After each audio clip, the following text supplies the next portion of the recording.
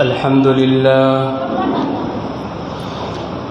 لله الذي كتب الآثار ونسخ الآجال والقلوب له مفزعة والسر عنده علانية والحلال ما أحل والحرام ما حرم والدين ما شرع والأمر ما قضى الخلق خلقه والعبد عبده وهو الله الرؤوف الرحيم أشهد أن لا إله إلا الله وحده لا شريك له حي القيوم يميت الخلائق ولا يموت وأشهد أن سيدنا وسندنا وإمامنا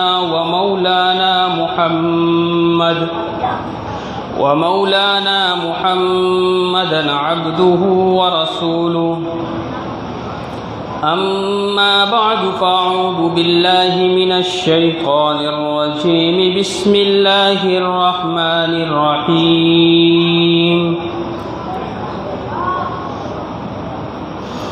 محمد رسول الله والذين معه أشداء على الكفار رحماء بينهم تراهم ركعا سجدا يبتغون من فضل الله صدق الله العظيم وقال النبي صلى الله عليه وسلم رواه الترمذي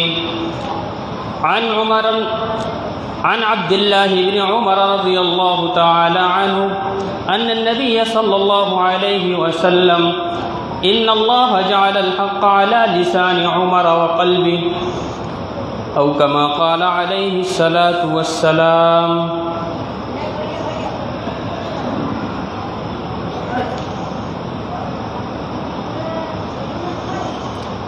یہ غازی یہ تیرے پراسرار بندے جنہیں تو نے بخشی ہے ذوق خدائی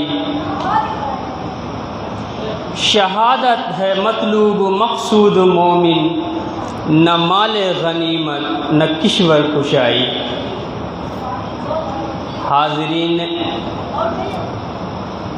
حاضرین مجلس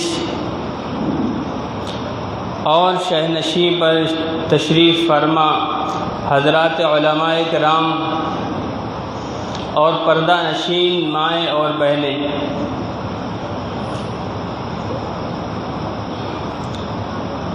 اللہ تبارک و تعالیٰ کا بہت بڑا احسان اور اس کا شکر ہے کہ اس نے اس بار مل جل کر بیٹھ کر کے چند باتیں کرنے کا موقع عنایت فرمایا۔ آپ حضرات کی محنتیں یا جو لوگ بھی اس پروگرام کو سجانے میں جس لائن سے بھی دامے درمے سخنے حصہ لیتے ہیں، اللہ ان کی قربانیوں کو قبول فرمائے۔ خصوصاً اس پروگرام کے روح رواں ہم سب کے بڑے صاحب علم اور خصوصاً میں کہوں گا کہ میرے والد محترم کے انتہائی قریبی حضرت مولانا روح اللہ صاحب دامت برکاتہم العالیہ، اللہ حضرت کی عمر کو تادیر ہم تمام پر قائم فرمائے۔ تو ایک لمبا سلسلہ جو تقریباً 26 سالوں سے یہ جاری ہے کہ آپ کے اس قصبے میں، آپ کے اس شہر میں مسلسل علماء کرام کی آمد اور آپ حضرات کا کرنا، ان کے لیے اپنا وقت دینا اور ان کی محفلوں میں بیٹھنا، یہ آپ کے لیے بڑی سعادت کی بات ہے۔ جیسا کہ آپ تمام کو معلوم ہے مخلوقات ہیں ان کے لیے اللہ تبارک و تعالیٰ نے چاند اور سورج کا نظام قائم کیا۔ سورج کے نظام سے کچھ تاریخیں بنتی ہیں جنہیں شمسی تاریخ کہا جاتا ہے۔ انگریزی تاریخ سے بھی ہم جانتے ہیں، جنوری، فروری، مارچ، اپریل، مئی، جون، جولائی، اگست، ستمبر، یہ شمسی اعتبار سے مہینے تقسیم کیے گئے سورج کے اعتبار سے۔ کچھ مہینے چاند کے اعتبار سے چلتے ہیں۔ یسألونک عن الأہلة قل ہی مواقیت للناس والحج، اے نبی، لوگ آپ سب سے سوال کرتے ہیں چاند کے بارے میں، آپ کہہ دیجئے یہ تو نمازوں کے اوقات بتاتا ہے اور لوگوں کے ٹائم بتاتا ہے، حج کے اوقات بتاتا ہے، عبادات کے ٹائم بتاتا ہے، اس کے علاوہ اس کی اور کوئی حقیقت نہیں ہے، یہ بھی اللہ کی ایک مخلوق ہے۔ لہذا کچھ تاریخیں ایسی ہیں جو چاند کے اعتبار سے چلتی ہیں، جنہیں ہم لوگ ہجری تاریخ کہتے ہیں۔ دراصل ہجری تاریخ جو ہے وہ آقا نبی صلی اللہ علیہ وسلم سے مکہ مکرمہ سے جب آقا مدینہ منورہ تشریف لے گئے اس کے بعد سے ہجری تاریخ شروع ہوئی، اور ابتدا میں اس کی شروعات نہیں ہوئی تھی۔ اس کے موجد حضرت فاروق اعظم عمر بن خطاب رضی اللہ تعالی عنہ۔ لہذا آج کا یہ پروگرام آج یکم محرم الحرام ہے، یعنی اسلامی نئے سال کا پہلا دن ہے۔ 1444 شروع ہو چکا ہے اور یکم محرم الحرام سن 24 ہجری کو حضرت عمر ابن خطاب خلیفہ دوم کی شہادت بھی ہوئی، یعنی 24 ہجری اور آج ہے 1444، 1420 سال ہو گئے حضرت فاروق اعظم رضی اللہ تعالی عنہ کی شہادت کے، اور آپ کی یہ مسجد، اس کا نام بھی مسجد عمر فاروق اعظم ہے، اور آج ہی کی تاریخ میں حضرت عمر ابن خطاب رضی اللہ تعالی عنہ اس دنیا کو چھوڑ کر اپنے حقیقی رب سے جا ملے۔ ویسے تو اللہ تبارک و تعالی نے اس کائنات میں بعض روایات کے مطابق 18,000 اور بعض کے مطابق 40,000 اور بعض کے مطابق 80,000 مخلوقات اللہ تبارک و تعالی نے اس میں پیدا فرمائی۔ لہذا سب سے کم والے ہی کو لے لو، 18,000 کو، کہ اللہ تبارک و تعالی نے 18,000 مخلوقات اس دنیا کے اندر پیدا فرمائی۔ ہر ایک مخلوق ایک عالم کہلاتی ہے، ایک مخلوق ایک عالم کہلاتی ہے۔ ہم نماز میں کہتے ہیں الحمدللہ رب العالمین، تمام تعریفیں اس اللہ کے لیے ہیں جو تمام جہانوں کا پالنہار ہے، یعنی ایک جہان جو اس میں ایک عالم جو اس میں انسانوں کا بھی ہے، جناتوں کا بھی ایک عالم ہے، چرند پرند کا بھی ایک عالم ہے، ان تمام عالموں کا پالنہار۔ اور پالنہار بھی کس کو کہتے ہیں یہ بھی سن لیجیے۔ پالنہار کہتے ہیں کہ جس کو جس وقت جو ضرورت ہو، ضرورت کے مطابق اس کو چیز دینے والا وہ اس کا پالنہار ہے، جسے عربی میں رب کہتے ہیں، اور اسی سے لفظ نکلا ہے اردو میں تربیت۔ کہتے ہیں کہ بچے کی سب سے پہلی تربیت والدین کرتے ہیں، خاص طور سے ماں کا رول ہوتا ہے۔ تو تربیت اسی کو کہتے ہیں کہ جس وقت جو ضرورت ہو بندے کو وہ چیز عطا کی جائے، تو یہ تربیت ہے۔ لہذا اللہ بھی ہمارا کون ہے؟ رب ہے۔ ہم مانگتے تو ہیں اللہ سے، بہت کچھ مانگ لیا دعا کے اندر، لیکن سمجھتے ہیں کہ میری دعا قبول نہیں ہو رہی۔ نہیں، اللہ رب ہے، وہ ہماری تربیت کرتا ہے، لہذا ہمیں میرے بارے میں جانتا ہے کہ اس بندے کے لیے کیا چیز بہتر ہو سکتی ہے، اس بندے کے لیے کیا چیز بہتر نہیں ہے۔ ایک بچہ ہے، بچے کے سامنے اگر آگ رکھ دی جائے تو وہ وہی مانگے گا کہ ایک انگارہ اس میں سے ہمیں بھی دے دو، اس کی طرف لپکے گا کہ اماں دیتی ہے انگارہ؟ نہیں دیتی ہے۔ اسے معلوم ہے یہ آگ تو مانگ رہا ہے، لیکن اسے معلوم نہیں کہ یہ آگ میرے لیے نقصان دہ ہے، ماں اسے دوسری چیزیں دے کر بہلا دیتی ہے۔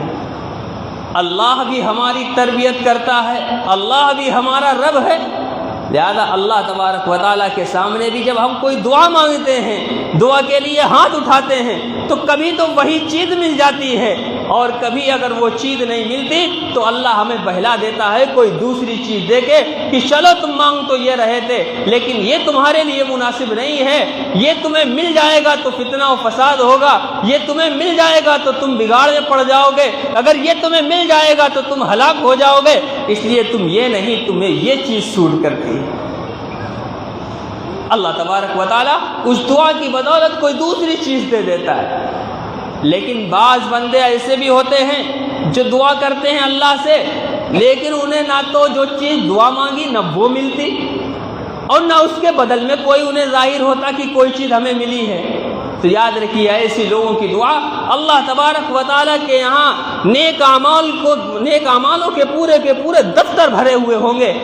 حدیث شریف میں آتا ہے کہ جب بندہ اپنے دفتر نیک اعمال کے دفتر کھولے گا، اس کے اندر نیکیوں کے انبار دیکھے گا تو رب سے پوچھے گا کہ یا اللہ یہ کون سی نیکیاں ہیں؟ کہیں گے یہ وہی تمہاری دعا ہے جو اس دنیا میں قبول نہیں ہوئی تھی، وہ ہم نے نیکیوں کی شکل میں اس دفتر کے اندر موجود کر کی ہیں۔ تب بندہ کہے گا کاش کوئی بھی دعا قبول نہ ہوتی، ساری دعائیں آخرت کے اندر ہمیں اجر و ثواب کے مثل مل جاتی تو یہ ہمارے لیے بہتر تھا۔ چونکہ دنیا کے اندر بندہ کتنا بھی کچھ مانگ لے، لیکن کتنے سال کا ہے وہ؟ 50 سے 60 سال، 60 سال ہیں، 60 سے اوپر جی گیا تو نفع میں چل رہا ہے، غنیمت سمجھے اسے، لہذا اس دنیا کے اندر کچھ بھی مانگ لے، کتنا مانگ لے وہ اتنا ہی ہوگا، صرف اس کی 50-60 سال کی عمر تک، اس کے بعد وہ سلسلہ ختم۔ لہذا اللہ تبارک و تعالیٰ کے یہاں جو ملے گا وہ کثیر ہے، اس لامتناہی زندگی تو لامتناہی انعامات اللہ تبارک و تعالیٰ کے یہاں ملے گے۔ میں بات کر رہا تھا کہ اللہ تبارک و تعالیٰ نے اس دنیا کے اندر 18,000 مخلوقات پیدا فرمائی۔ ان تمام مخلوقات میں اگر کسی کو سب سے افضل اور کسی کو سب سے برتر بنایا ہے تو اللہ نے حضرت انسان کو بنایا ہے۔ وَلَقَدْ كَرَّمْنَا بَنِي آدَمَ وَحَمَلْنَاهُمْ فِي الْبَرِّ وَالْبَحْرِ۔ اللہ تبارک و تعالیٰ نے بنی آدم کو یعنی آدم کی اولاد انسانوں کو اس دنیا کے اندر سب سے زیادہ مکرم بنایا ہے، اسی لیے کہتے ہیں اشرف المخلوقات، یعنی جتنی بھی مخلوقات ہیں اللہ کی ان تمام میں سب سے افضل مرتبہ دیا، ان تمام میں سب سے برتر مرتبہ دیا ہے، سب سے عالی مرتبہ دیا ہے۔ اور یاد رکھیے مرتبے بڑھتے ہیں، نسبتیں بڑھتی ہیں، تو ان نسبتوں کے بڑھنے سے، ان مرتبوں کے بڑھنے سے انسان کے اوپر حقوق بھی بڑھتے چلے آتے ہیں۔ ایک شخص ہے ابھی تنہا ہے، اس کی اپنی تنہا زندگی، شادی ہو گئی، شوہر بن گیا، نسبت ملی شوہر کی، بیوی کی ذمہ داری آ گئی، بچہ ہوا، باپ بن گیا، باپ کی نسبت مل گئی، تو اب بیٹے کی بھی ذمہ داری، نسبتیں بڑھتی ہیں تو کام بھی بڑھتا ہے۔ اشرف المخلوقات کہا گیا، لہذا انسان کی ذمہ داریاں بھی بڑھ گئیں۔ عام مخلوق کی کوئی ذمہ داری نہیں ہے، عام مخلوق کی کوئی ذمہ داری نہیں ہے، انسان کی ذمہ داری ہے۔ اللہ نے انسان کو اشرف المخلوقات بنایا ہے، اور پھر اس کے بعد آئیے اشرف المخلوقات میں بھی ہم کو تو ایک بہترین اور ایک نسبت حاصل ہے۔ وہ نسبت کون سی ہے؟ کنتم خیر امت، تم تو بہترین امت ہو۔ کیوں بہترین امت ہو؟ ہر نبی آئے، تمام انبیاء علیہم الصلاۃ والسلام نے اپنی قوم کے اندر دعوت دی۔ کے لیے ایک نبی آتا تھا اپنے خطے کے لیے، ایک نبی آتا تھا صرف اپنے شہر کے لیے، ایک نبی آتا تھا ایک مقررہ وقت تک کے لیے، اس کا وقت پورا ہوا وہ نبی چلا گیا، دوسرا نبی آ گیا۔ لیکن جب یہ شریعت آئی، شریعت محمدیہ، اے اللہ مجھے اسلام کی خبر نہیں پہنچی تھی، جس کا یہ عذر قابل قبول نہیں ہے، اللہ نے اسلام کو ساری دنیا کے اندر پھیلا دیا ہے، اور اب اس کے بعد کوئی اگر یہ عذر کرے کہ مجھ تک دین کی دعوت نہیں پہنچی تو یہ اس کا قصور ہے، اللہ کا قصور نہیں ہے۔ اللہ کے بندے گلی گلی کوچے کوچے تمہارے دروازوں پر جا کر کے تمہارے وقتوں کی بھیک مانگ کر کے تمہیں اللہ کی طرف بلا رہے ہیں، لہذا اللہ نے یہ کام جو انبیاء علیہم الصلاۃ والسلام کیا کرتے تھے، انبیاء چلے گئے، اب آخری نبی انا خاتم النبیین لا نبی بعدی، آخری نبی جناب محمد الرسول اللہ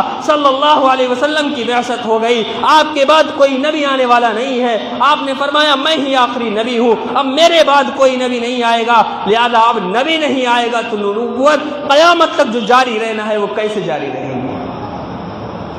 لہذا فرمایا العلماء ورثۃ الانبیاء، اللہ تبارک و تعالی نے علماء کو انبیاء کی وراثت عطا فرمائی، اور علماء کس چیز کا وارث بناتے ہیں؟ انما یورث العلم، علماء تو علم کا وارث بناتے ہیں، لہذا علماء کے اندر جو علم کی دولت ہے وہ نبیوں کی وراثت ہے، کیونکہ نبی اپنے وقت کا سب سے زیادہ علم والا ہوا کرتا ہے، اور علم کی دولت جو حاصل کرے گا، اب اس لیے بھی ایک فرق ہے، علماء کیسے بھی ہوں وہ نبی کے وارث ہیں۔ اگر آپ کہیں کہ فلاں عالم کو ہم نے دیکھا وہ شرعی امور سے دور ہے، نمازوں کے اندر کوتاہی ہے، کیسا بھی عالم ہو لیکن وہ نبی کا وارث کہلائے گا۔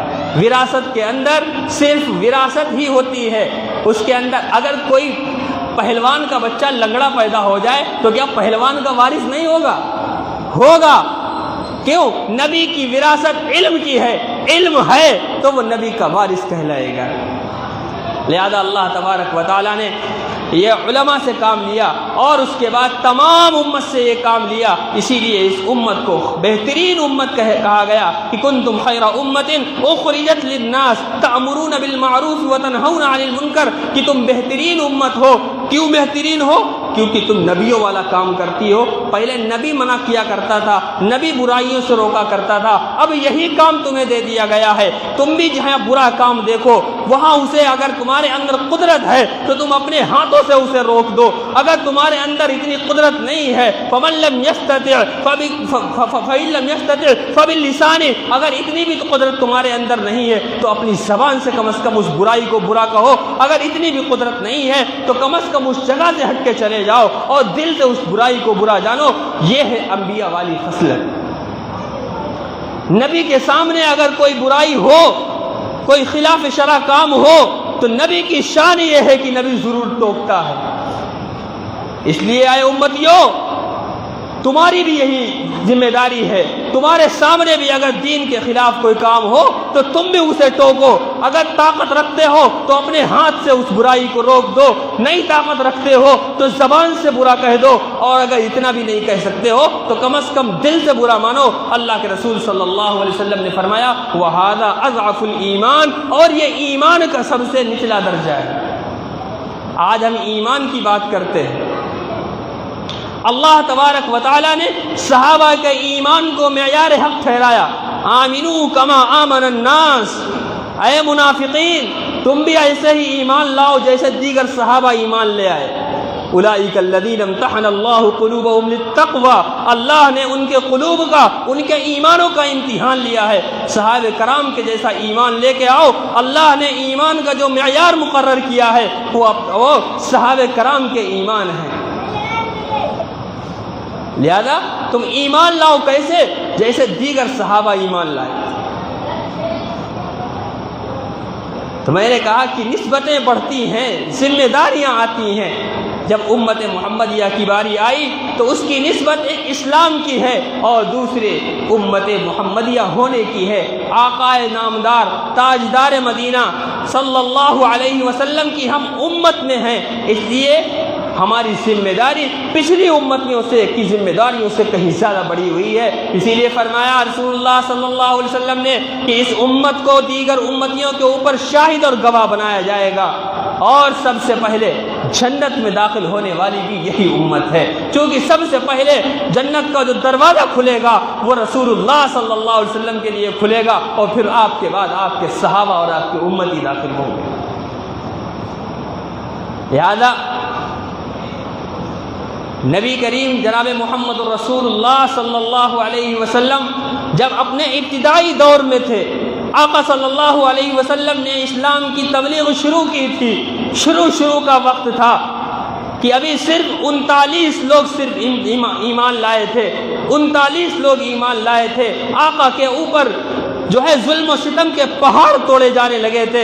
ایسی وقت میں اللہ کے رسول صلی اللہ علیہ وسلم ایک پہاڑی پر حضرت ارقم رضی اللہ تعالی عنہ کے مکان پر تشریف فرما تھے، وہاں چھپے ہوئے تھے۔ آقا وہاں چھپے ہوئے ہیں اور اللہ سے دعا کر رہے ہیں کہ یا اللہ، اللہم اعز الاسلام، اللہم اعز الاسلام بعمر بن الخطاب او بعمر بن ہشام۔ اے اللہ، عمر بن ہشام جسے ابو جہل کہا جاتا ہے، ابو جہل کے ذریعے یا عمر ابن خطاب کے ذریعے اسلام کو عزت بخش دے۔ اے اللہ، اللہم اعز الاسلام بعمر ابن الخطاب۔ اور ایک روایت میں خاص طور سے حضرت عمر ابن خطاب رضی اللہ تعالی عنہ کے لیے دعا آتی ہے۔ ادھر رسول کیا مانگ رہے ہیں؟ لوگ حیران ہیں کہ دعا میں یہ بھی مانگا جاتا ہے۔ دعا میں مانگتے تو کیا مانگتے؟ یا اللہ اسلام کو جو ہے فروغ دے، یا اللہ اسلام کو جو ہے قوت عطا فرما دے، یا اللہ اسلام کا غلبہ عطا فرما دے۔ لیکن رسول کیا مانگ رہے ہیں؟ اے اللہ عمر کے ذریعے اسلام کو شان و شوکت عطا فرما دیجیے۔ یہ وہی عمر ہیں جو ننگی تلوار لے کر آقا صلی اللہ علیہ وسلم کا سر قلم کرنے کے لیے نکلے تھے، لیکن واپس ہوئے تو سر دے کر واپس ہوئے۔ حضرت عمر ابن خطاب کے لیے ادھر یہ دعا ہوئی، ادھر ایک صحابی جا رہے ہیں، دیکھا کہ حضرت عمر اپنی ننگی تلوار لیے تیور میں گزر رہے ہیں، جا رہے ہیں گلیوں سے ہوتے ہوئے۔ انہوں نے دیکھا کہ عمر کے تیور ٹھیک نہیں ہیں، کہا اے عمر کدھر جا رہے ہو؟ کہنے لگے کہ یہ محمد نعوذ باللہ صلی اللہ علیہ وسلم جب سے آئے ہیں تب سے انہوں نے عرب کے قبیلوں میں تفرقہ پھیلا دیا ہے، پھوٹ ڈلوا دی ہے۔ آج جا رہے ہیں کہ ہم خاتمہ ہی کر دیں گے نعوذ باللہ، اور اس سلسلے کو ختم کر دیں گے۔ حضرت عمر رضی اللہ تعالی عنہ ایک مزاجی اعتبار سے بھی انتہائی سخت انسان تھے، جنہیں غصہ بھی جلدی آتا تھا۔ تو ان سے کہنے لگے کہ لگتا ہے کہ وہ جو صحابی راستے میں ملے ان سے کہنے لگے لگتا ہے تم بھی ایمان میں داخل ہو گئے ہو، اس کے ساتھ ہو لیے ہو۔ انہوں نے کہا میری تو چھوڑو، پہلے اپنے بہن اور بہنوئی سے پوچھو، وہ بھی تو اسلام کے اندر داخل ہو چکے ہیں۔ حضرت عمر رضی اللہ تعالی عنہ پر لرزہ طاری ہو گیا اور فوراً وہ تلوار جو رسول اللہ صلی اللہ علیہ وسلم کی طرف لے کے چل رہے تھے اپنے بہن اور بہنوئی کے یہاں پہنچ گئے اور جا کر کے دروازے پہ دستک دی تو وہاں پر دیکھا کہ وہ قرآن پڑھ رہے تھے۔ انہوں نے فوراً قرآن کے اوراق چھپا دیے تو پوچھا کہ کیا پڑھ رہے تھے؟ کہا کہ کچھ نہیں، واقعے کو ٹالنے کے لیے، اور دوسری بات حضرت عمر کے رعب و دبدبے کی وجہ سے جھوٹ بول دیا کہ کچھ نہیں، ہم لوگ تو باتیں کر رہے تھے۔ اور حضرت عمر نے کہا نہیں، اور انہیں پیٹنا شروع کیا۔ جب اپنے بہنوئی حضرت سعید کو خوب پیٹا ہے، بہن سامنے آئی تو بہن کو بھی ایک تھپڑ مارا ہے، ان کے منہ سے خون نکلنا شروع ہوا۔ حضرت عمر کا جب دیکھ کر کے غصہ تھوڑا ٹھنڈا ہوا، پھر فرماتے ہیں کہ لاؤ دیکھے تو کیا پڑھ رہی تھی۔ انہوں نے کہا اے عمر، یہ ایسا کلام ہے کہ تمہارے ناپاک ہاتھ یہاں نہیں لگ سکتے، جاؤ پہلے وضو کرو، بنا وضو ہی سے کوئی نہیں چھو سکتا۔ پھر وہ تختی جس کے اوپر سورہ طٰہٰ کی چند آیتیں لکھی تھیں، طٰہٰ ما انزلنا، اور وہ سورہ طٰہٰ کی شروع کی آیتیں حضرت عمر ابن خطاب کے سامنے پیش کی۔ اس تختی پر دیکھ کے حضرت عمر ایک ایک لفظ پڑھ رہے تھے اور تقدیر دور کھڑی ہنس رہی تھی، اور حضرت عمر کے قلب کے اوپر ایک اثر ہوتا چلا جا رہا تھا۔ پھر کہنے لگے پھر کہنے لگے کہاں ہے تمہارے نبی محمد، ذرا ہمیں ان سے ہی ملواؤ۔ کہنے لگے کہ حضرت ارقم رضی اللہ تعالی عنہ کے مکان پر تشریف فرما ہے۔ حضرت عمر وہی ننگی تلوار لے کر کے حضرت ارقم کے مکان کی طرف چڑھتے ہیں۔ وہ پہاڑی پر مکان ہے، صحابہ دور سے دیکھتے ہیں کہ عمر آ رہے ہیں، ہاتھ میں ننگی تلوار ہے اور عمر لیے آتے ہیں۔ صحابہ دوڑے دوڑے جاتے ہیں، آقا سے کہتے ہیں کہ آقا عمر آ رہے ہیں۔ حضرت حمزہ اسد اللہ رسولی، اللہ اور اس کے رسول کے شیر، سید الشہداء جن کا لقب ہے حضرت حمزہ ہے، کہنے لگے کہ آنے دو، اگر صحیح آتا ہے تو صحیح بات ہے، اور اگر تیور دکھاتا ہے تو اسی کی تلوار سے اسی کی گردن کاٹ دی جائے گی۔ حضرت عمر رضی اللہ تعالی عنہ جب دروازے پہ پہنچتے ہیں، دستک دیتے ہیں، اندر سے دروازہ کھولا جاتا ہے۔ حضرت حمزہ ان کا بازو پکڑ لیتے ہیں۔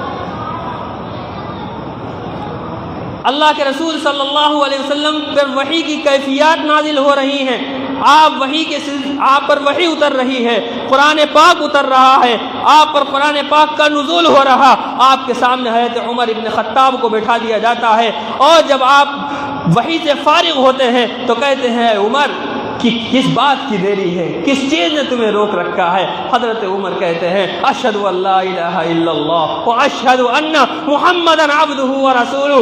اللہ کے رسول صلی اللہ علیہ وسلم التکبیر کا نعرہ لگاتے ہیں، اور اس پر صحابہ کرام اللہ اکبر کی صدا دیتے ہیں کہ سارا مکہ گونج جاتا ہے، اور مکہ مکرمہ کے صحن میں اور خانہ کعبہ کے صحن میں جو کفار بیٹھے تھے ان تک یہ صدا پہنچتی ہے۔ کہتے ہیں کہ کچھ تو بدل گیا ہے، اوپر سے آسمان سے جبریل اترتے ہیں، کہتے ہیں کہ عمر کے اسلام لانے پر فرشتے بھی خوشی منا رہے ہیں۔ لہذا اللہ کے رسول صلی اللہ علیہ وسلم پر بہت سا صحابہ کرام ایمان لائے، لیکن اللہ کے رسول صلی اللہ علیہ وسلم نے جس کے ایمان کی خود دعا مانگی ہے وہ ہے حضرت عمر بن خطاب رضی اللہ تعالی عنہ۔ اسی لیے علماء نے لکھا ہے کہ سارے صحابہ مرید نبی ہیں، لیکن حضرت عمر ابن خطاب مرید نبی کے ساتھ ساتھ مراد نبی بھی ہیں۔ حضرت عمر ابن خطاب رضی اللہ تعالی عنہ جب اسلام کے اندر داخل ہو گئے تو ان کے داخلے کے بعد انہوں نے کھلا اپنے اسلام کا اعلان کیا، اور خانہ کعبہ میں جا کر کے کھلا عبادت ہوئی۔ حضرت عبداللہ ابن مسعود رضی اللہ تعالی عنہ کہتے ہیں کہ اسلامہ فتحا، اور حضرت عمر کا اسلام لانا یہ مسلمانوں کے لیے ایک بہت بڑی فتح تھی۔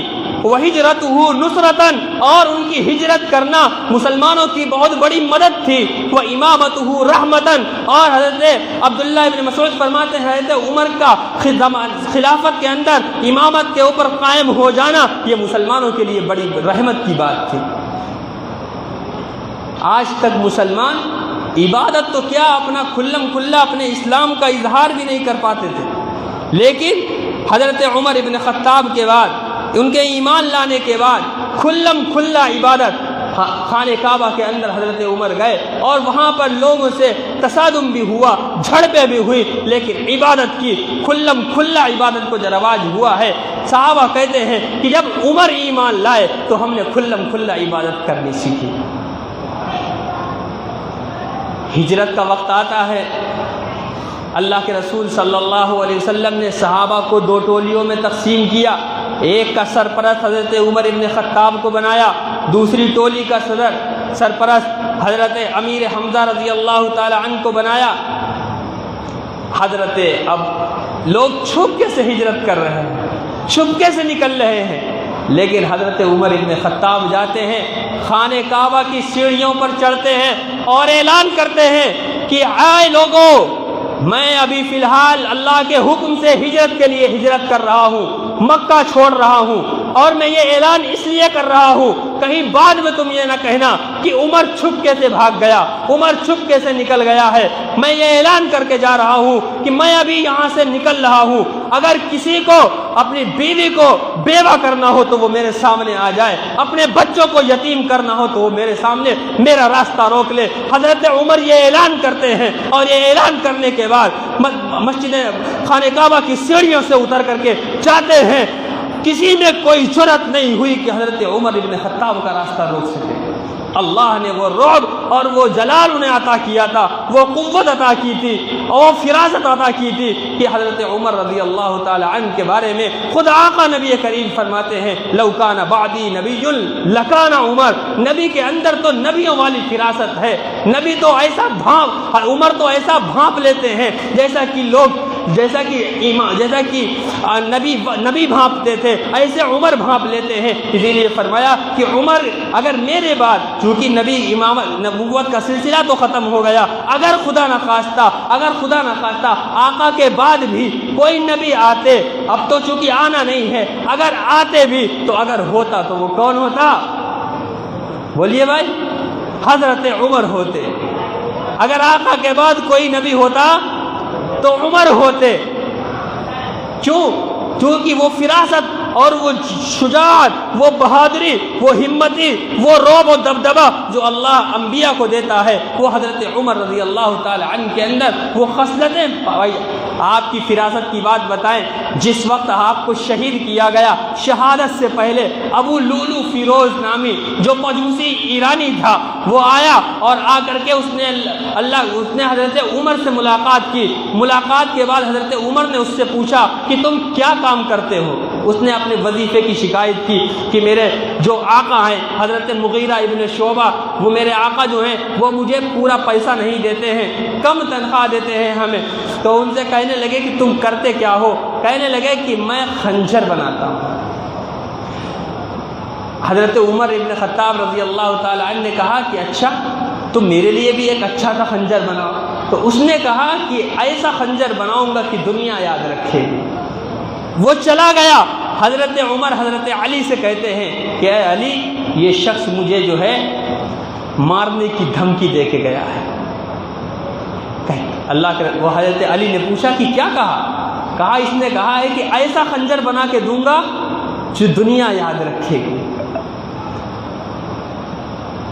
تو صحابہ نے کہا کہ ابھی بتائیں، ابھی اس کا پتہ صاف کر دیتے ہیں۔ کہا نہیں، ابھی یہ قاتل تو نہیں ہے۔ حضرت عمر عدل و انصاف کے پیکر ہیں، مسلمان ہو یا غیر مسلم ہو، کوئی بھی حضرت کے دربار میں آتا، لیکن سب کے ساتھ انصاف، سب کے ساتھ برابری ہوتی۔ ایک مرتبہ ایک منافق کی لڑائی ایک یہودی سے ہو گئی، اور وہ رسول اللہ صلی اللہ علیہ وسلم کے پاس اپنا جھگڑا لے گیا۔ آقا نے اس یہودی کے حق میں فیصلہ کر دیا۔ اب وہ جو منافق تھا کہنے لگا، بظاہر تو مسلمان بنا ہوا تھا، منافق کہتے ہی اسے ہیں جس کے دو منہ ہو، دوغلا ہو، ظاہر کچھ ہو باطن کچھ ہو۔ اوپر سے تو ایمان کا لبادہ اوڑے ہوئے تھا، لیکن اندر سے نفاق بھرا ہوا تھا۔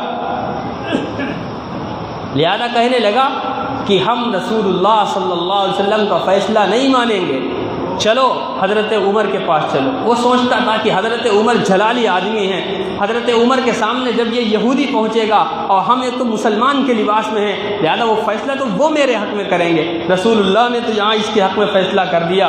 اب وہ اس امید سے گیا کہ حضرت عمر تو فیصلہ میرے ہی حق میں کریں گے۔ جب پہنچا حضرت عمر رضی اللہ تعالی عنہ کی خدمت میں، تو انہوں نے معاملہ دریافت کرنے سے پہلے ہی پوچھا کیوں آئے ہو؟ تو اس یہودی نے کہا کہ تمہارے نبی فیصلہ کر چکے ہیں، لیکن انہوں نے ان کا فیصلہ نہیں مانا، کہتے ہیں کہ عمر سے فیصلہ کروائیں گے۔ حضرت عمر نے کہا اچھا، ابھی فیصلہ کرتے ہیں۔ اندر گئے اور اپنی تلوار اٹھا کے لائے، اور اس کا جو اسلام کے لبادہ میں منافق تھا اس کا سر قلم کر دیا، اور کہا کہ جو رسول اللہ کے فیصلے کو ٹھکرا دے تو عمر کا فیصلہ اس کے لیے یہ ہے، اور فوراً اس کی سر قلم کر دیا۔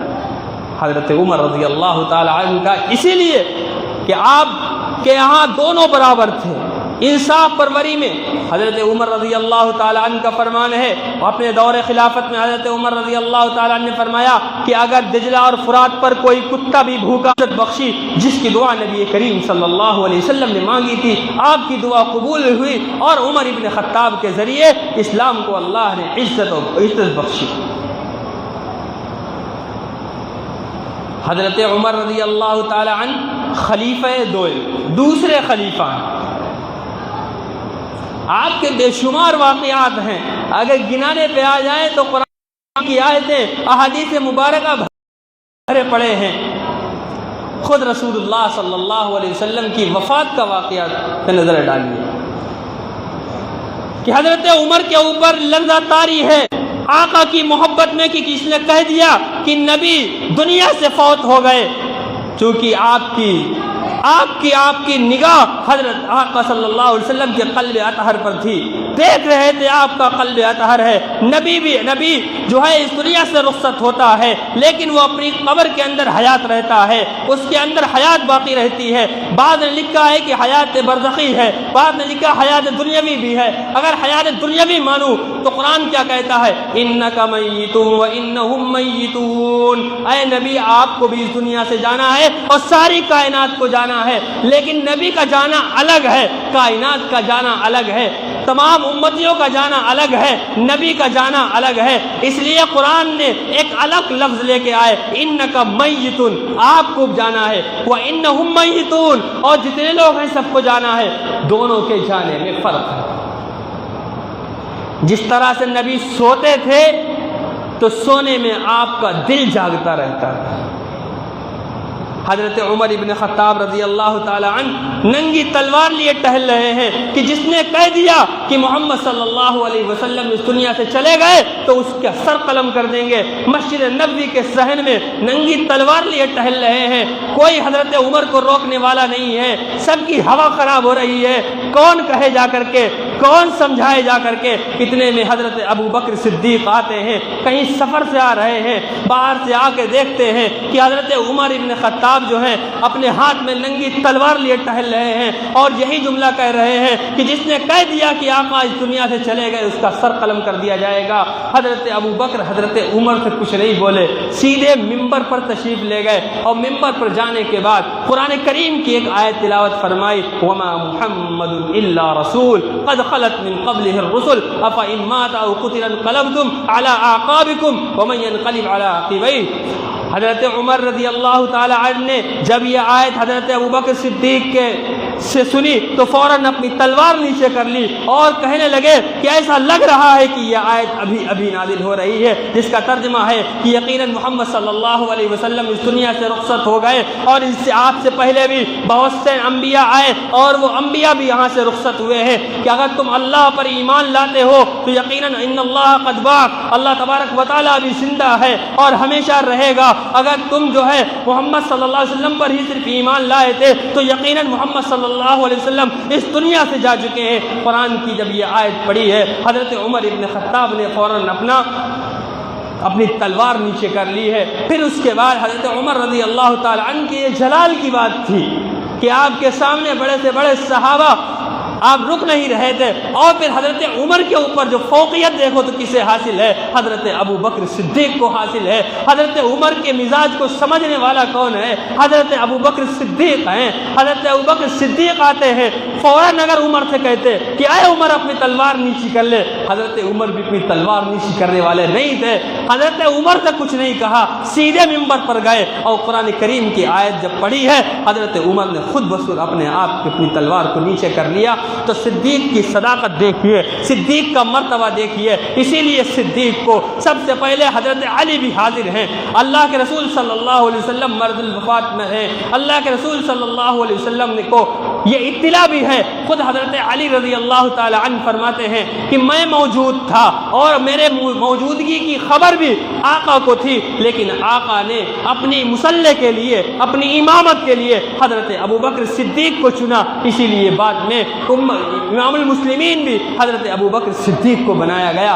پھر اس کے بعد حضرت ابوبکر صدیق رضی اللہ تعالی عنہ نے اپنے بعد اپنے ہی زمانے میں رسول اللہ و حضرت عمر ابن خطاب کو خلیفۃ المسلمین بنایا۔ حضرت عمر ابن خطاب امیر المؤمنین کے خطاب سے پکارے جاتے تھے. آپ کو لوگ امیر المؤمنین کہتے تھے، اے امیر المؤمنین. ایک واقعہ ہے کہ حضرت عمر ابن خطاب رضی اللہ تعالی عنہ، آپ کی خلافت کا زمانہ دیکھیے کہ آپ کی خلافت تقریباً 10 سال، 10.5 سال 6 مہینے 4 یا 5 دن آپ کی خلافت رہی ہے حضرت عمر ابن خطاب رضی اللہ تعالی عنہ کی. لیکن یہ خلافت کا زمانہ آپ کا فتوحات کا زمانہ ہے. اسلام کو قوت ملی ہے. اسلام کے بارے میں جو قرآن نے اور جو اللہ کے رسول صلی اللہ علیہ وسلم نے بشارتیں دی ہیں، وہ بشارتیں حضرت عمر کے زمانے میں پوری ہو رہی ہیں. فارس کی بشارت جو صدیوں سے سپر پاور چلا آ رہا تھا، جسے کسرا کہتے ہیں، اور قیصر یعنی روم کی بادشاہت جو بھی صدیوں سے چلی آ رہی تھی، بلکہ چاہے ایران جنہیں کہا جاتا ہے، ان کی حکومتوں کو کوئی ہلانے والا نہیں تھا. اللہ کے رسول صلی اللہ علیہ وسلم نے ان کی جب بشارت دی تھی کہ روم اور فارس بھی فتح ہو جائے گا، تو لوگ مذاقیں اڑایا کرتے تھے کہ جن کے پاس کھانے کو نہیں ہے وہ روم اور فارس کی فتح کا خواب دیکھ رہے ہیں. جیسے آج کوئی چھوٹا ملک والا، آج جس کی مالی حالت اچھی نہ ہو اور وہ اس دنیا کی موجودہ سپر پاور طاقت امریکہ سے لڑنے کی بات کہے، امریکہ کو زیر کرنے کی بات کہے، تو لوگ ہنسیں گے نہیں ہنسیں گے. تو حضرت عمر رضی اللہ تعالی عنہ کے ہاتھوں وہ اللہ کے رسول صلی اللہ علیہ وسلم اور اللہ نے جن فتوحات کا انا فتحنا لک فتحا مبینا، فتح مکہ اور اس کے بعد کی فتوحات کا جو تذکرہ ہے، وہ سب کے سب فتوحات حضرت عمر ابن خطاب رضی اللہ تعالی عنہ کے زمانے میں ہے. ہزاروں شہر حضرت عمر ابن خطاب نے بسائے ہیں. جن شہروں میں کبھی بت کدے ہوتے تھے، ہزاروں مسجدیں بنوائی ہیں. 4000 جامع مسجد بنوائی ہیں آپ نے، اور ہزاروں مسجدیں دیگر بنوائی ہیں. یہ ساری فتوحات، اسلامی زمین کا رقبہ، یہ سب بڑھا ہے حضرت عمر ابن خطاب کے زمانے میں بڑھا ہے. آپ کی عاجزی دیکھیے، آپ کی عاجزی یہ ہے کہ رات میں پہرا دیتے ہیں. کس نے؟ 22 لاکھ مربع میل کا اکیلا حکمران، کوئی پوچھنے والا نہیں ہے، کوئی انگلی اٹھانے والا نہیں ہے. 22 لاکھ مربع میل کا اکیلا حکمران ہے، لیکن رات کے اندر نکلتا ہے کہ دیکھیں کہیں کوئی غلط کام تو میری رعایا میں نہیں ہو رہا، کہیں کوئی پریشان حال تو نہیں ہے. ایک بار نکلتے ہیں، رات کے وقت میں جاتے ہیں، دیکھتے ہیں کہ شہر کے قریب ایک شخص خیمہ لگائے بیٹھے ہوئے ہیں. وہ جاتے ہیں، امیر المؤمنین جاتے ہیں، اپنے بھیس کو چھپائے ہوئے ہیں، جا کر کے اس کے پاس بیٹھ گئے، اس سے باتیں کرنے لگ گئے. کہاں سے آئے ہو، کہاں جا رہے ہو، کیوں رکے ہو، ساری بات پوچھی. اتنے میں اندر سے کسی عورت کے رونے کی آواز آئی. پوچھتے ہیں کہ اندر کون ہے. اس شخص نے بتایا کہ تم سے کیا ہے.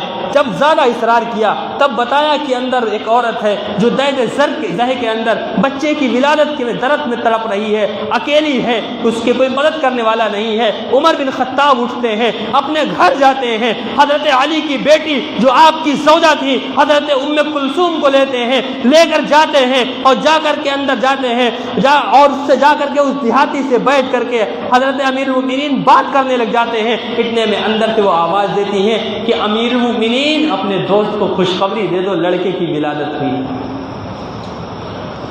امیر المؤمنین اپنے دوست کو خوشخبری دے دو، لڑکے کی ولادت ہوئی ہے. جب وہ یہ سنتا ہے، اندر سے آواز حضرت ام کلثوم کی آتی ہے کہ اے امیر المؤمنین، تو وہ ایک دم سنبھل کے بیٹھ جاتا ہے کہ ہائے کیا غضب کر دیا ہم نے، امیر المؤمنین ہی میرے پاس بیٹھے ہوئے ہیں اور ہم بے دلی سے ان کے سامنے بیٹھے. تو تواضع کی یہ حد تھی. جب بڑی سے بڑی لشکر آپ نے بھیجے بیت المقدس کی طرف بازنطینیوں سے لڑنے کے لیے، رومیوں سے لڑنے کے لیے بڑا لشکر گیا. لشکر نے جا کر کے تہس نہس کیا. مہینوں کی لڑائی کے بعد بیت المقدس کو جب فتح کیا تو وہاں کے پادریوں نے، وہاں کے ذمہ داروں نے کہا کہ ہم تم کو چابی نہیں دیں گے، اپنے حاکم کو بلاؤ، ہم حاکم وقت کو چابی دیں گے، تمہیں چابی نہیں دیں گے، چونکہ ہمیں ان سے کچھ مصالحت بھی کرنی ہے. چنانچہ حضرت عمر ابن خطاب کے پاس خط روانہ کیا گیا کہ یہ لوگ بیت المقدس کی چابیاں صرف آپ کو دینے کے لیے تیار ہیں، آپ تشریف لے آئیں. حضرت عمر ابن خطاب اتنا بڑا حکمران ہے، اگر چاہتا تو بڑا سا بڑا لشکر حضرت کے ساتھ چلتا، بڑے سے بڑے انتظامات ہوتے، لیکن کیسے؟ ایک اونٹنی ہے، ایک غلام. کبھی آپ سوار ہیں، اور کچھ دور چلنے کے بعد آپ اتر جاتے ہو، غلام کو اوپر بٹھا دیتے، اپنے آپ مہار پکڑ کے چلنے لگتے، باری باری سے چل رہے ہیں۔ مدینہ منورہ سے بیت المقدس کا سفر طے کیا، بیت المقدس پہنچے تو اتفاق یہ تھا کہ وہاں کی جو جب اندر داخل ہو رہے تھے شہر میں، جہاں کی سپر پاور جو طاقت تھی، وہاں کے جو ذمہ دار حکام تھے وہ آپ کے انتظار میں بیٹھے ہوئے تھے کہ ابھی حکمران آتے ہوں گے، ان کو ہم چابیاں سونپیں گے۔ ایک فاتح بن کے داخل ہو رہا ہے، بیت المقدس کو فتح کر کے جا رہا ہے، جس کی لاکھوں کی فوج پڑی ہوئی ہے، وہ کیسے داخل ہو رہا ہے کہ اتفاق سے باری تھی غلام کی، غلام بیٹھا ہوا ہے سواری پر اور حضرت عمر پیدل چل رہے ہیں۔ انتہا نہ رہی ان لوگوں کی دیکھ کی کہ ایک اتنا بڑا حاکم جو شہر کے اندر ایک فاتح بن کے داخل ہو رہا ہے، شہر کو فتح کر رہا ہے، اور وہ بھی کس حالت میں کہ غلام سواری پر ہے، آقا پیدل چل رہا ہے۔ آقا حضرت عمر ابن خطاب کی یہ تواضع ہے۔ جب حضرت عمر ابن خطاب کا نیا زمانہ آیا حضرت ابوبکر صدیق کے بعد سن 13 ہجری میں آپ مسند خلافت پر بیٹھے، لوگوں میں ایسا روب حضرت کا طاری تھا، آپ کا ایسا روب طاری تھا کہ لوگ گھر سے نکلنا چھوڑ دیا۔ حضرت عمر ابن خطاب رضی اللہ تعالی عنہ منبر پر تشریف لے گئے، کہنے لگے کہ دیکھو اب تک میری سختی تم تمام پر رہی، چونکہ نبی کریم جناب محمد الرسول اللہ صلی اللہ علیہ وسلم اور حضرت ابوبکر صدیق کی نرمی تمہارے ساتھ تھی، اور ان کی نرمی کے ساتھ ساتھ میری سختی جو ہے وہ نظام کو معتدل کر دیتی تھی، لیکن آج سے میں تمہارا والی بن گیا ہوں، لہذا اب میں وہ سختی تمہارے ساتھ نہیں کروں گا۔ ہاں میری سختی ہوگی تو ظالمین پر ہوگی اور کسی پر میری سختی نہیں چلے گی، لہذا تم لوگ بے خوف و خطر آؤ۔ اور یہ عمر ہے تو کیا بات ہے، اگر عمر سے بھی کوئی غلط کام ہو جائے، اگر عمر خلاف شریعت کوئی کام کرے، اگر امت سنت کے خلاف کوئی کام کرے، اگر عمر حضرت ابوبکر صدیق کے خلاف کوئی کام کرے تو فوراً آ کر کے ہمیں ٹوک دینا، آ کر کے ٹوکو گے نہیں ٹوکو گے؟ صحابہ کرام سے یوں کر کے پوچھا، تمام صحابہ کرام کا مجمع خاموش ہے، ٹوکو گے نہیں ٹوکو گے؟ تو تمام خاموش ہیں۔ ایک نوجوان کھڑا ہوا، کہا اپنی تلوار نکالی، کہا اگر ایسا کریں گے تو میری تلوار چلے گی۔ حضرت عمر اتنا خوش ہوئے کہ ہمیں امت میں ایسے ہی افراد چاہیے ہیں جو عمر کو بھی ٹوک دیں، لہذا پھر حضرت عمر کا معمول رہا ہے کہ حضرت عمر کو چلتے پھرتے لوگ ٹوک دیا کرتے تھے، حضرت برا نہیں مانتے تھے۔ ایک مرتبہ حضرت عمر رضی اللہ تعالی عنہ کا ایک مکان کے پاس سے گزر ہوا تو اندر سے گانے کی آوازیں آ رہی تھیں۔ حضرت عمر نے سوچا کہ اگر دروازہ کھٹکھٹائیں گے تو اندر کیا ہو رہا ہے ہمیں پتہ نہیں چلے گا، لہذا حضرت عمر دیوار کود کے گھر میں آ گئے۔ گھر میں آ کے دیکھا تو ایک عورت بیٹھی ہے، ایک شخص کے پاس گانا بھی چل رہا ہے، گانا گا رہی ہے اور شراب کی بوتل رکھی ہوئی ہے۔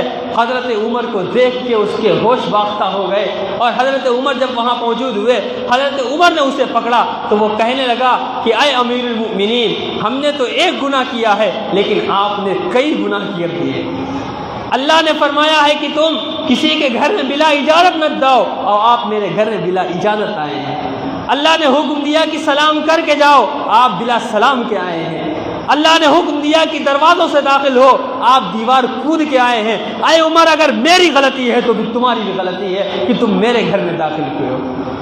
حضرت عمر رضی اللہ تعالی عنہ کو جب ٹوکا ہے تو اتنا بڑا حکمران، اتنا جلالی، اتنا عظمتوں والا، لیکن فوراً اپنی غلطی تسلیم کی اور کہا کہ اگر تو مجھے معاف کر دے تو تجھے بھی اس شرط پر معاف کروں گا کہ آئندہ ایسی حرکت مت کرنا۔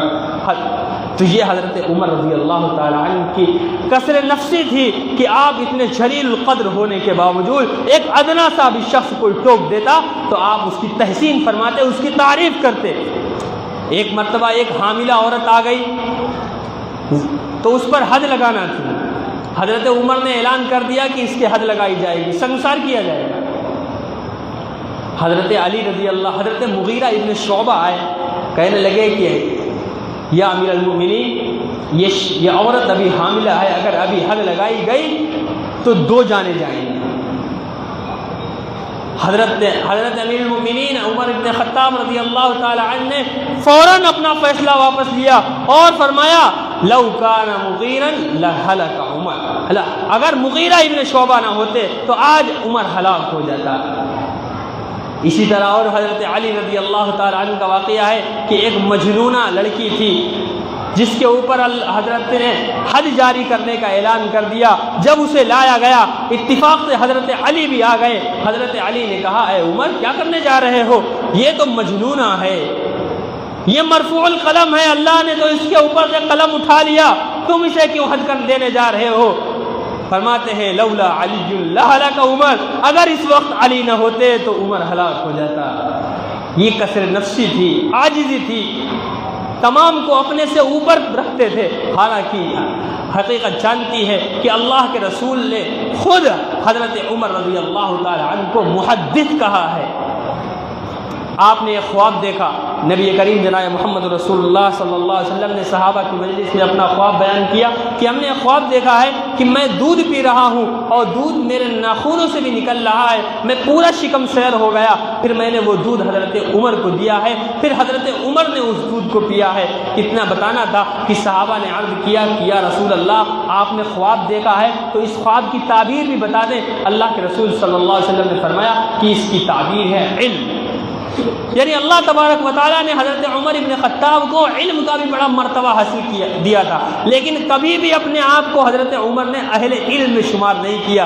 چنانچہ کہتے ہیں جس کو جو ہے حلال و حرام کی باتیں زیادہ جاننی ہو وہ چلا جائے کس کے پاس، معاذ ابن جبل کے پاس چلا جائے، جسے قرآن کی تفسیر سیکھنی ہو عبداللہ ابن عباس کے پاس چلا جائے، اس طرح سے حد بندی کر دی، اور جسے مال چاہیے ہو تو وہ میرے پاس آ جائے۔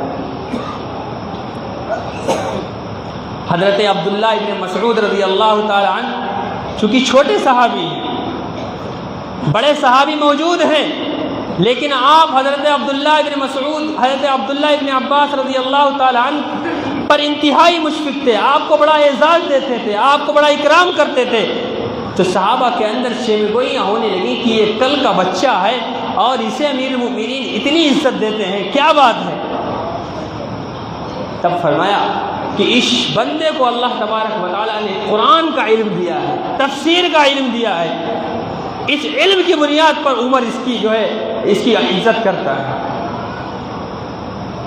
اور خود پھر لوگوں کے اندر اظہار کے لیے، لوگوں کے مجمع کے اندر حضرت عمر رضی اللہ تعالی عنہ نے حضرت عبداللہ ابن عباس کا امتحان لیا ہے، علمی امتحان لیا ہے، تو اس میں بھی حضرت کا مرتبہ اونچا نکلا ہے۔ حضرت عباس رضی اللہ تعالی عنہ کا نام آیا تو ان کا بھی ایک واقعہ ذہن میں آیا۔ ایک مرتبہ حضرت عمر رضی اللہ تعالی عنہ اپنے ہی زمانے خلافت میں حضرت عباس کے مکان کے پاس سے گزر رہے ہیں کہ ایک پرنارا لگا ہوا ہے حضرت عباس کے مکان سے۔ حضرت عباس کے یہاں کسی نے کوئی جانور یا مرغہ ذبح کیا، اور ذبح کرنے کے بعد وہ پانی ملا ہوا خون اس پرنالے سے پھینکا، تو حضرت عمر امیر المؤمنین جا رہے ہیں، حضرت امیر المؤمنین کے اوپر وہ پانی گرتا ہے خون زدہ، حضرت کے کپڑے گندے ہو گئے، گھر گئے، جا کر کے کپڑے تبدیل کیے اور کہا کہ یہ اکھاڑ کے پھینک دیا جائے، جو شاہراہ پر جو پانی گرتا ہے، لوگوں کو آمد و رفت میں پریشانی ہے، یہ اکھاڑ دیا جائے۔ چنانچہ وہ اکھاڑ دیا حضرت عمر رضی اللہ تعالی عنہ نے، یا اکھڑوا دیا۔ اس کے بعد جب حضرت عبداللہ حضرت عباس کو اس کا علم ہوا، کہنے لگے کہ اے عمر، یہ پرنارا رسول صلی اللہ علیہ وسلم نے لگایا تھا، یہ پرنارا رسول صلی اللہ علیہ وسلم نے لگوایا تھا۔ حضرت عمر کہتے ہیں اے عباس، جلدی سے میری پیٹھ پر بیٹھو، جیسے یہ پرنارا لگا تھا فوراً ویسے ہی لگا دو، جس پرنارے کو رسول اللہ نے لگایا ہو اسے ہم نہیں ہٹا سکتے۔ جب منبر پر تشریف لے گئے حضرت عمر ابن خطاب رضی اللہ تعالی عنہ، تو ایک سیڑھی نیچے کی طرف بیٹھے۔ صحابہ نے عرض کیا کیا امیر المؤمنین آپ اوپر چڑھ کے بیٹھیے؟ کہنے لگے نہیں، جہاں صدیق بیٹھتے تھے اس سے میں نیچے ہو کر بیٹھوں گا۔ حضرت ابوبکر صدیق کا کہ وہ قدر تھی حضرت عمر ابن خطاب رضی اللہ تعالی عنہ، اور آپ ہی کے زمانے میں روم کی بڑی سلطنت فتح ہوئی، جنگ قادسیہ ہوئی، کئی جنگیں بڑی بڑی لڑی ہیں، جن جنگوں میں مہینہ بھر تک کی بھی لڑائی ہوئی ہے، اور پھر اس کے بعد فتوحات نصیب ہوئی ہیں۔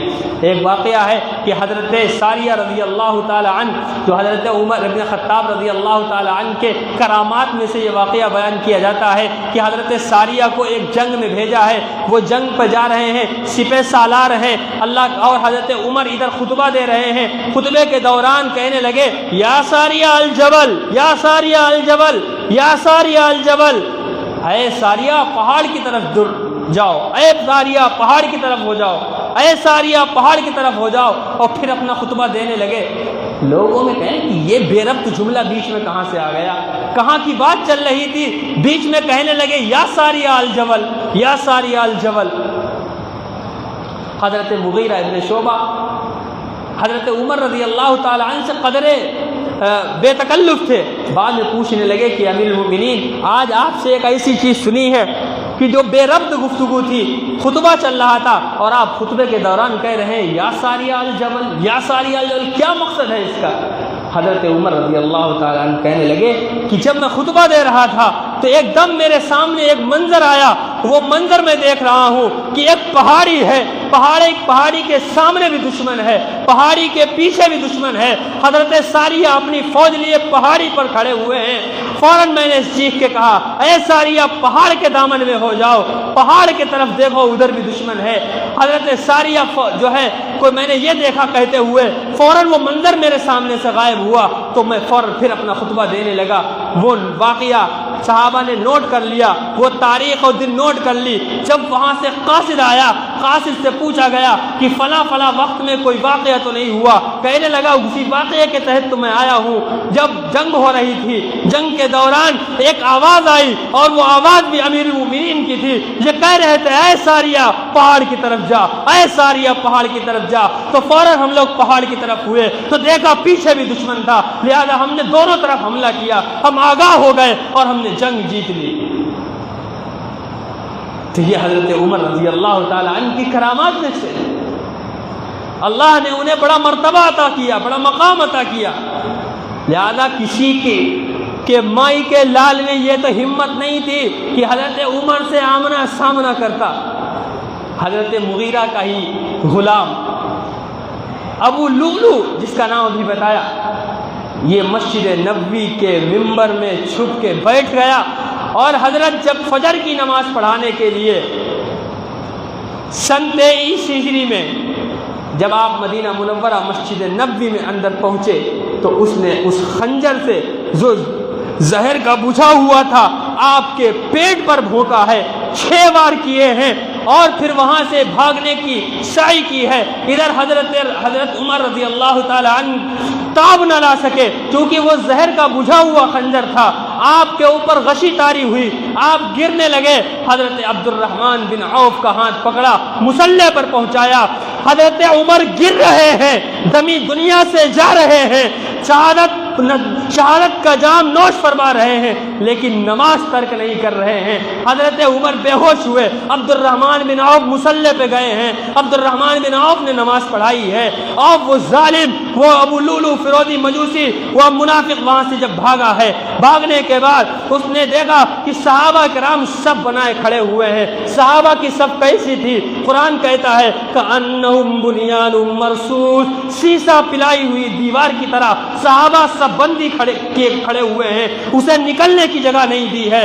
اب اس نے وار کرنا شروع کیا ہے، لگاتار 13 صحابہ کو اس نے زخمی کیا ہے، جس میں سے چند صحابہ جو ہے وہ بھی ساتھ میں شہید ہوئے ہیں۔ اور وہ جا کر کے جب اس نے دیکھا کہ یہ ہمیں مسجد سے نکلنے نہیں دیں گے، آخر وہ گرفتار ہونے والا ہی تھا کہ اس نے پھر اپنے آپ کو خنجر مارا اور حرام موت سے وہ بھی مسجد میں مر گئے۔ حضرت عمر رضی اللہ تعالی عنہ جو دعا مانگا کرتے تھے کہ اللہ ہمیں شہادت کی موت نصیب فرما، اور یہ شوق کب سے جاگا؟ ایک مرتبہ احد کے پہاڑ پر کھڑے ہوئے ہیں، اللہ کے رسول بھی ہیں، حضرت صدیق بھی ہیں، حضرت عمر فاروق بھی ہیں، اور پہاڑ کے اندر زلزلہ طاری ہوا۔ حضرت اللہ کے رسول نے کہا کہ یہاں پر اللہ کا نبی موجود ہے، صدیق موجود ہے اور شہید موجود ہے۔ حضرت عمر اس کے بعد سے شہادت کی تمنا کرنے لگے، شہادت کی دعا مانگنے لگے، اللہم ارزقنی شہادہ، اے اللہ مجھے شہادت کی موت نصیب فرما، وموتا فی بلد حبیبک، اور مجھے اپنے نبی کے شہر کے اندر موت عطا فرما، یعنی مدینہ منورہ میں۔ تو آقا نے، اللہ نے کیسی دعا قبول کی کہ شہادت بھی ہوئی تو کہاں ہوئی؟ کہاں ہوئی؟ مصلی رسول پر ہوئی، مسجد نبوی کے اندر ہوئی ہے۔ حضرت عمر رضی اللہ تعالیٰ عنہ کی دعا بھی قبول ہوئی۔ جب ہوش آیا تو کہنے لگے کہ مجھے کس نے خنجر مارا، مجھے کس نے خنجر مارا، میرا قاتل کون ہے؟ لوگوں نے بتایا کہ اب حضرت مغیرہ بن شعبہ کا فلاں فلاں جو ہے غلام ہے، جو باہر سے چند دنوں کے لیے کسی کام کے لیے آیا ہوا تھا، اس نے خنجر مارا ہے۔ کہنے لگے اللہ کا لاکھ لاکھ شکر ہے کہ میرا خون کسی مسلمان کے ہاتھ میں نہیں ہے۔ اسی حالت میں 3 روز گزر گئے۔ حضرت عمر رضی اللہ تعالی عنہ کو پانی پلایا جاتا تو اسی زخم کے ذریعے باہر نکل جاتا، کچھ بھی کھلایا جاتا اسی زخم کے ذریعے باہر نکل جاتا۔ 1 محرم الحرام سن 24 ہجری میں حضرت امیر المؤمنین عمر بن خطاب رضی اللہ تعالی عنہ اس دنیا سے رخصت ہوئے، اور حضرت صہیب رومی رضی اللہ تعالی عنہ نے آپ کی نماز جنازہ پڑھائی۔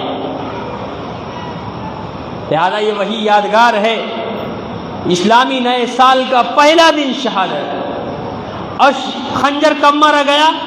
26 ذی الحجہ، 26 ذی الحجہ آخری مہینہ، اور سب سال شروع ہو رہا ہے پہلا مہینہ، یعنی اسلامی نئے سال کی شروع میں بھی شہادت عمر اور آخر میں بھی شہادت عمر۔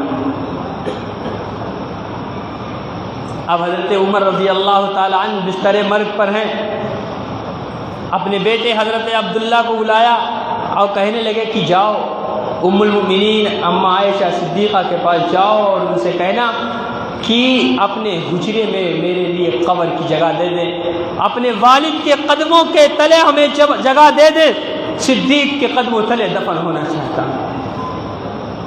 حضرت عائشہ کے پاس جب حضرت عبداللہ ابن عمر پہنچے، جا کر کے امیر المؤمنین کی فریاد، امیر المؤمنین کی خواہش رکھی، تو اما عائشہ کے اندر بھی کیا ایثار تھا، کہنے لگی کہ یہ جگہ تو میں نے اپنے لیے رکھی تھی، چونکہ یہ حجرہ رسول اللہ نے مجھے دیا تھا، اس حجرے میں رسول اللہ دفن ہوئے، رسول اللہ کے بعد میرے والد دفن ہوئے، اب چاہتی تھی کہ میں بھی اس میں دفن ہوں، لیکن اگر عمر چاہتے ہیں تو میری چاہت کے اوپر عمر کی چاہت ہے، لہذا اگر عمر چاہتے ہیں یہاں دفن ہونا تو پھر یہ جگہ عمر کے لیے ہے۔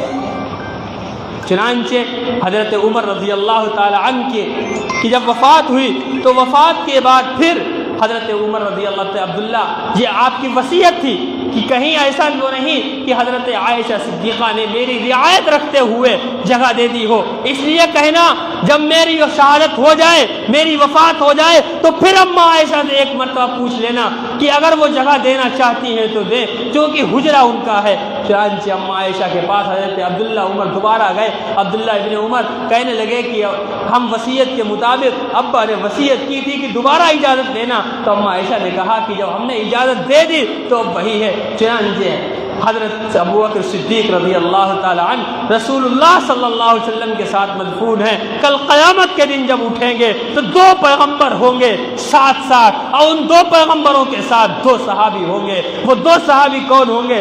ابو بکر صدیق ہوں گے اور عمر فاروق ہوں گے، چونکہ ہمارا عقیدہ یہی ہے کہ حضرت عیسیٰ علیہ السلام ابھی آخر میں تشریف لائیں گے اور وہ اس دنیا کے اندر رہیں گے، اور رہنے کے بعد جب ان کا انتقال ہوگا تو ان کو بھی مسجد نبوی میں اسی روضے کے اندر دفن کیا جائے گا۔ لہذا کل قیامت کے دن جب ساری کائنات اپنی قبروں سے اٹھ رہی ہوگی، رسول اللہ صلی اللہ علیہ وسلم اپنے 2 یاروں کو لے کر کے اٹھ رہے ہوں گے، 2 نبی ساتھ ہوں گے، زمین بھی اس وقت اپنے اوپر فخر کر رہی ہوگی، کیونکہ وہ زمین بھی کون سی زمین ہے جس کے اندر دفن ہے، وہ زمین پہلے سے ہی جنت ہے۔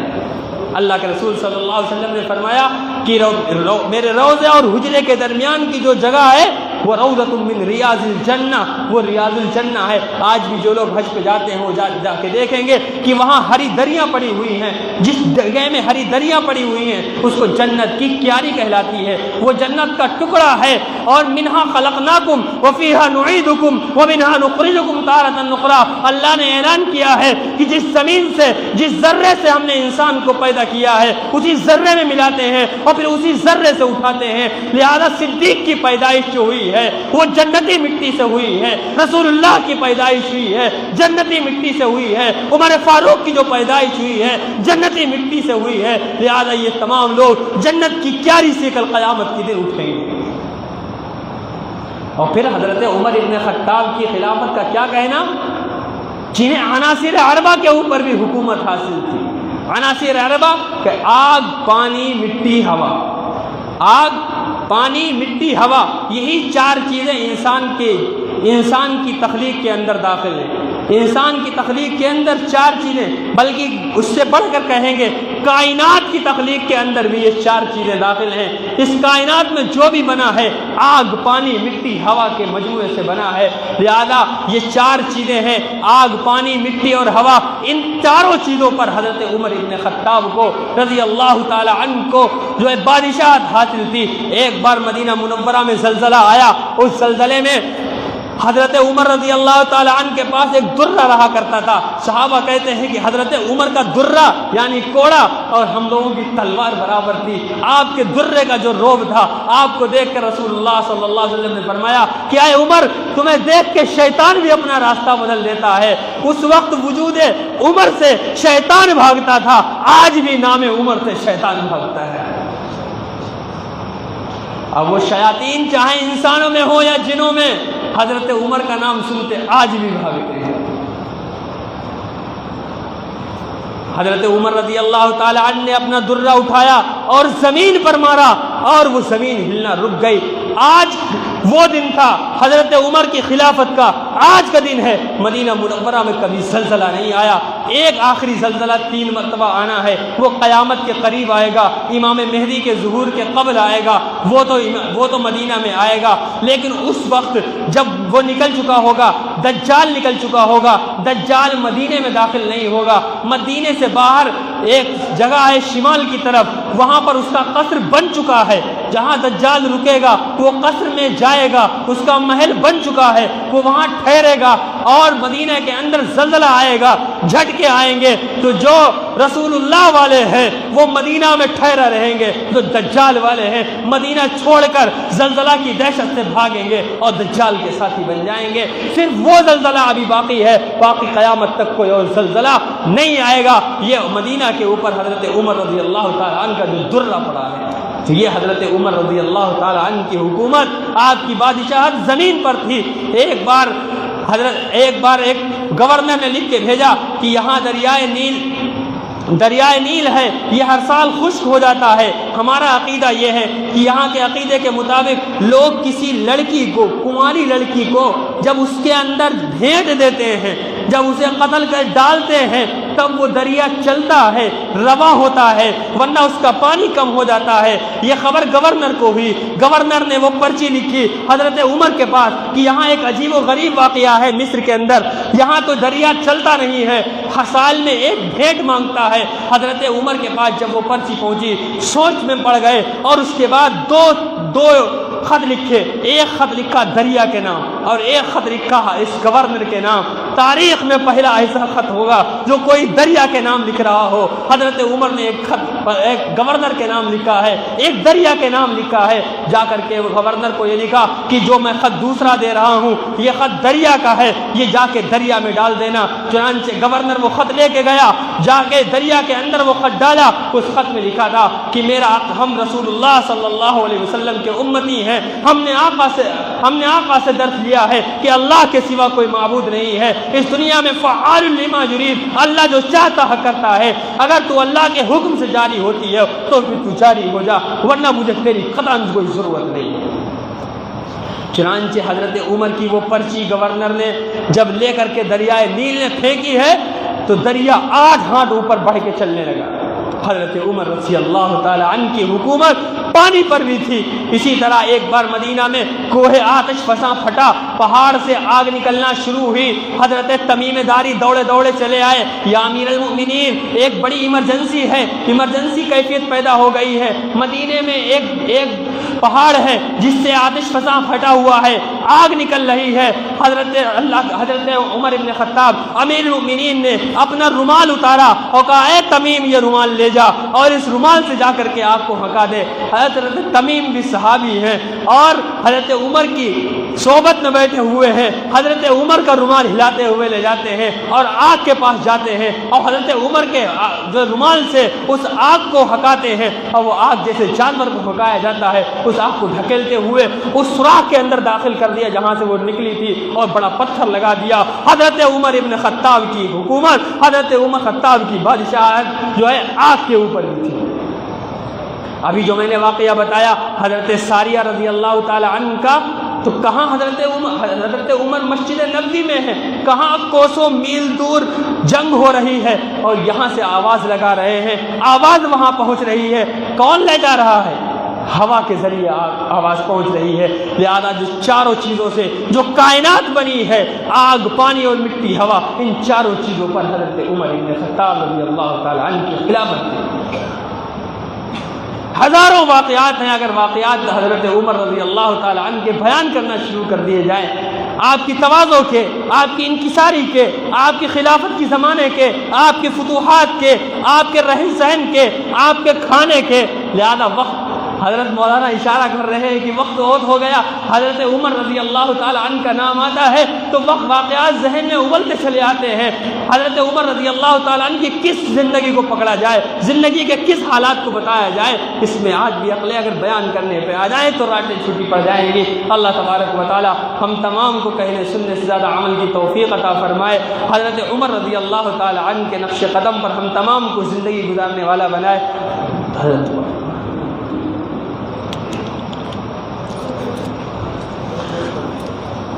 اللهم لك الحمد كله ولك الشكر كله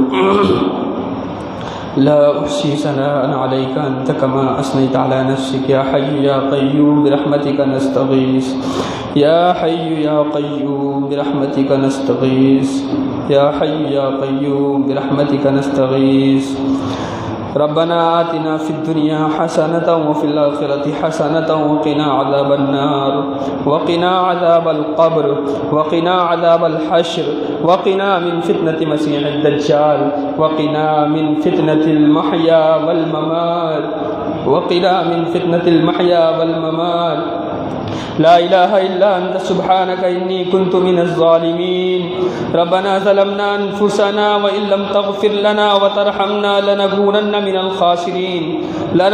من الخاسرين اللهم توفنا مسلما وألحقنا بالصالحين اللهم توفنا مسلما وألحقنا بالصالحين یا اللہ تو رحمان ہے، رحیم ہے، کریم ہے، یا اللہ تیرے لیے تمام اسماء حسنہ ہیں، یا اللہ تو قوی ہے، یا اللہ ہم کمزور ہیں، یا اللہ ہم ضعیف ہیں، یا اللہ تو دینے والا ہے، یا اللہ ہم مانگنے والے ہیں، یا اللہ تو غنی ہے، یا اللہ ہم محتاج ہیں، یا اللہ ہم سراپا گنہگار ہیں، یا اللہ اقراری مجرم ہیں، یا اللہ دن میں رات میں یا اللہ جان بوجھ کر انجانے میں گناہ ہوتے رہتے ہیں یا اللہ، لیکن اگر تو نے نہ معاف کیا یا اللہ تو ہم کس در پہ جائیں گے؟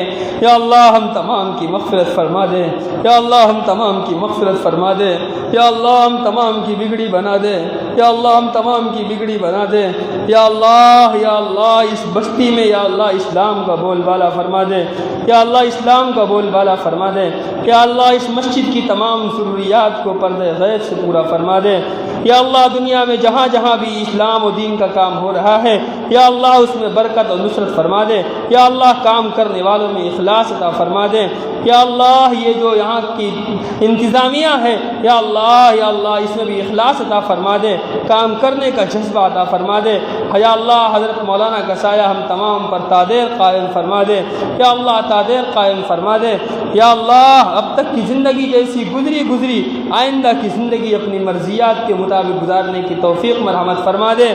یا اللہ پنجگانہ نمازی بنا دے۔ یا اللہ 5 وقت نماز باجماعت مسجد میں آ کر پڑھنے کی توفیق عطا فرما دے۔ یا اللہ آپسی یا اللہ اختلافات کو ختم فرما دے۔ یا اللہ اتحاد و اتفاق کی دولت سے مالا مال فرما دے۔ یا اللہ بھائی بہن میں، یا اللہ باپ بیٹے میں، یا اللہ ماں باپ میں، یا اللہ جو بھی یا اللہ جہاں بھی نا اتفاقیاں ہیں، یا اللہ ان میں اتفاق و اتحاد عطا فرما دے۔ یا اللہ ایک دوسرے کے حقوق ادا کرنے کی توفیق عطا فرما دے۔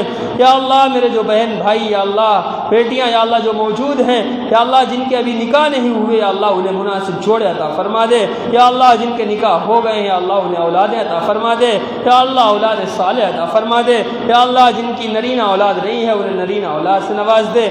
یا اللہ علم دین حاصل کرنے والا بنا دے۔ یا اللہ علم دین کی دولت ہماری نسلوں تک پہنچا دے۔ یا اللہ جو لوگ جس لائن سے بھی پریشان حال ہے ان کی پریشان حالی کو دور فرما دے۔ یا اللہ ہمارے جان کی مال کی آبرو کی عزت کی حفاظت فرما لے۔ یا اللہ ہمارے جان کی مال کی آبرو کی عزت کی حفاظت فرما لے۔ یا اللہ مدارس کی حفاظت فرما لے۔ یا اللہ خانقاہوں کی حفاظت فرما لے۔ یا اللہ مساجد کی حفاظت فرما لے۔ یا اللہ تبلیغی جماعت کی حفاظت فرما لے۔ یا اللہ ہمارے مجاہدین کی حفاظت فرما لے۔ یا اللہ جو لوگ اپنی جانوں کو ہتھیلیوں پر لے کر کے تیرے دین کو بلند کرنے کے لیے اللہ نکلے ہوئے ہیں، یا اللہ ان کی نصرت و مدد فرما دے۔ یا اللہ حرمین شریفین کی حفاظت فرما لے۔ حرمین شریفین کی حفاظت فرما لے۔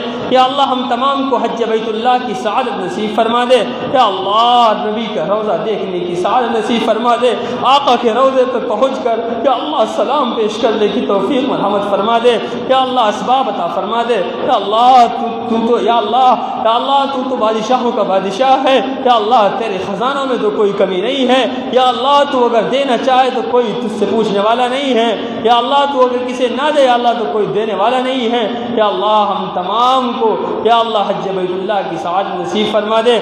یا اللہ حج بیت اللہ کی سعادت نصیب فرما دے۔ یا اللہ آخرت میں سرخروئی عطا فرما دے، اور اس دنیا میں بھی جب تک رکھ یا اللہ ایمان و اسلام پر اور آپ کی مرضیات کے مطابق زندگی گزارنے کی توفیق عطا فرما دے۔ آخرت میں رسول اللہ صلی اللہ علیہ وسلم کے دست مبارک سے جام کوثر عطا فرما دے۔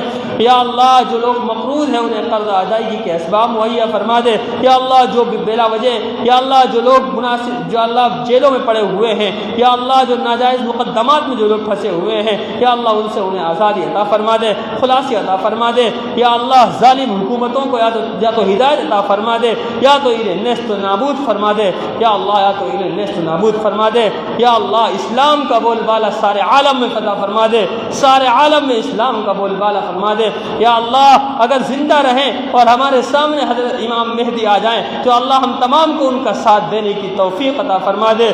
دجال کا چیلا بننے سے ہماری حفاظت فرما لے، دجال کا چیلا بننے سے ہماری حفاظت فرما لے۔ یا اللہ سود سے ہماری حفاظت فرما لے، دجالی نظام سے ہماری حفاظت فرما لے۔ یا اللہ اپنی مرضیات کے مطابق زندگی گزارنے کی توفیق عطا فرما دے۔ یا اللہ جو کچھ مانگا وہ بھی عطا فرما دے۔ یا اللہ جو مانگنے سے رہ گیا جو میرے لیے مناسب تھا وہ بھی عطا فرما دے۔ یا اللہ رسول اللہ صلی اللہ علیہ وسلم نے، صحابہ کرام نے، تابعین، تبع تابعین، بزرگان دین، ائمہ مجتہدین نے امت کے لیے جو بھی خیر کی دعائیں مانگی ہیں اللہ ان تمام میں ہمارا بھی حصہ عطا فرما دے۔ یا اللہ جن لوگوں نے دعاؤں کے لیے کہا ہے یا کہہ نہ سکے، جن کے دلوں میں جو جائز دعا تھی، تمنا تھی، مراد تھی، یا اللہ تمام کی جائز دعائیں قبول فرما لے۔ یا اللہ اس مجلس میں بھی جو لوگ بیٹھے ہوئے ہیں سب کے دلوں میں کوئی نہ کوئی جائز تمنا، مراد، دعائیں ہوں گی، یا اللہ تمام کی جائز دعائیں قبول فرما لے۔ اور یا اللہ جو لوگ بھی اس پروگرام کو سن رہے ہیں جن کے دلوں میں بھی جو جائز دعائیں ہیں اللہ تمام کی جائز دعائیں قبول فرما لے۔ اور اس پروگرام میں تعاون کرنے والوں کو یا اللہ ان کے برکت، ان کی تجارتوں میں،